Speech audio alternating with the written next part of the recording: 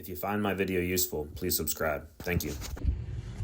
All right, so today I'm going to show you how to remove the old hub and bearing assembly from a 1-inch axle diameter boat trailer or utility trailer. This dust cap would be here in this place, but I've already used a screwdriver and pried it out, or you can just hit it off with a mallet. Once that comes off, you're going to have a cotter pin and a castle nut. So you're going to have to take that cotter pin out.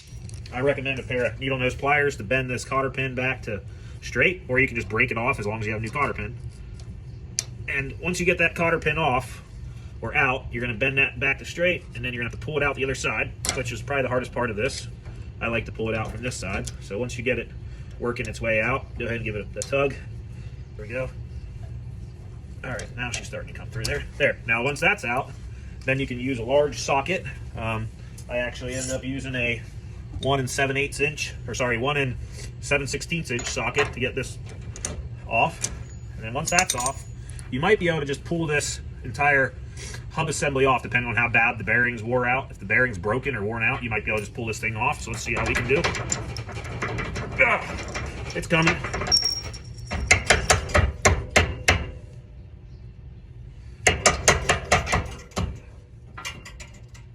If it doesn't want to come, then you can always use a bearing puller, which you can rent from AutoZone or Advanced Auto, but I prefer the old. Hit it around the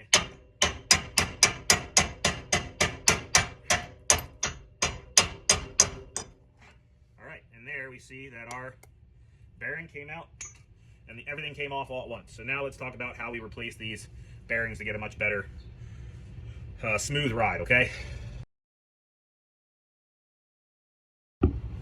All right, so one of the first steps in our bearing replacement for our 1-inch fixed axle of a trailer is that we're going to replace the rear bearing into the race, and then put our grease seal on top of that after we've packed it with grease. So first things first, let's go ahead and get some grease on this bearing. Just putting this grease kind of all around this bearing so it's got some nice surface, and then go ahead and stick that down in there. That way it sits nice and tight in there, has a good grease surface. Okay, good. And then we'll go ahead and get a little bit more grease kind of around the edge of this bearing, because that's where that grease needs to soak into. Okay, and once you have some good grease on there, you feel like that surface is good, let's go ahead and get our grease seal in place. So it can face inward or upward. I'm going to have it facing like this. That's the appropriate way to do it. This side should be facing in towards the bearing. So let that sit into place. Now you can press these in, but I think the easiest way to do it is take a block of wood, put that over top, use a mallet. I use a nice rubber mallet. And as you can see, that flattened in there nice. Now, let's flip it over. And this is when we will load a large amount of grease directly down into this open hub, okay? So I would pour all of the original grease from this down into here, and then this down into here. And once you've packed this entire thing full of grease, what we'll do is we'll go ahead and place this front grease seal in after putting some grease on this bearing, and place that into here. And then we will slide it onto here, knowing that it'll push some grease out. That's okay. Let's do that next. All right, now that that seal is placed, the back bearing is placed, the front bearing is placed after we pack this entire thing with grease, let's go ahead and re-grease our axle after we've cleaned off all the old grease. Let's go ahead and slide this on. Now, this may take a little bit of force to get on there all the way. Sometimes it's not a perfect fit, but this one's going on pretty good. That's good. And then as you can see, like I talked about, all this grease will get pushed out from the middle. Start to smear that around so it's not wasted.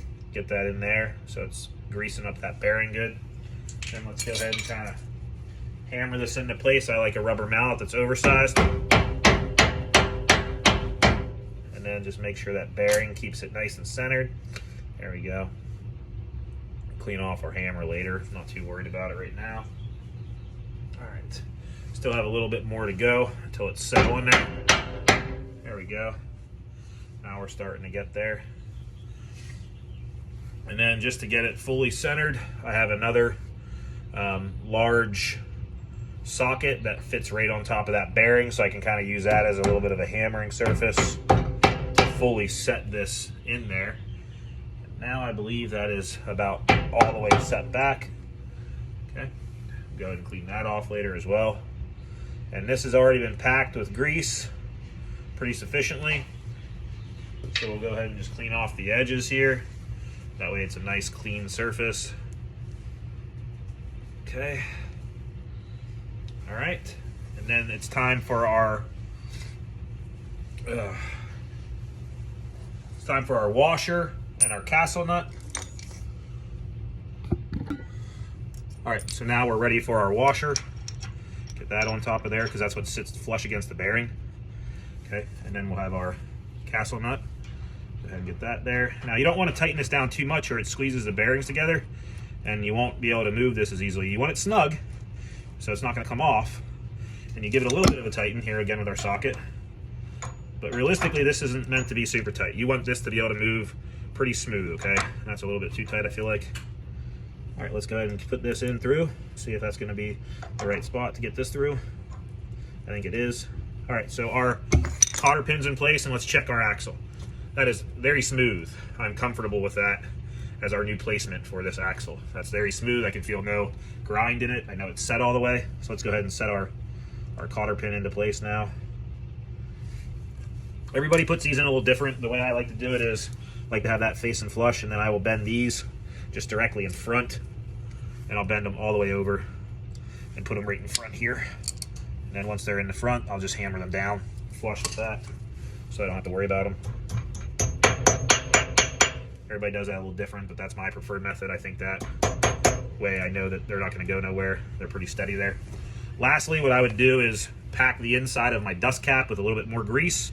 And then once I'm done with that, we're going to hammer that into place right here and have our dust cap into place. So let's go ahead and pack this real quick.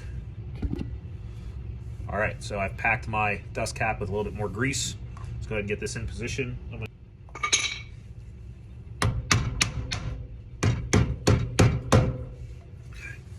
As you can see, that started, so you want to get it nice and even so it sits up there even. And then make sure she's sitting flush. All right, that seems pretty good. She's definitely on there. All right, so now we have a brand new set of bearings inside this dust cap. And sometimes you'll ruin a dust cap trying to get it on, but that one went on pretty well. And now it's nice and smooth. Let's go ahead and put our tire back on. And If you find my video useful, please subscribe. Thank you.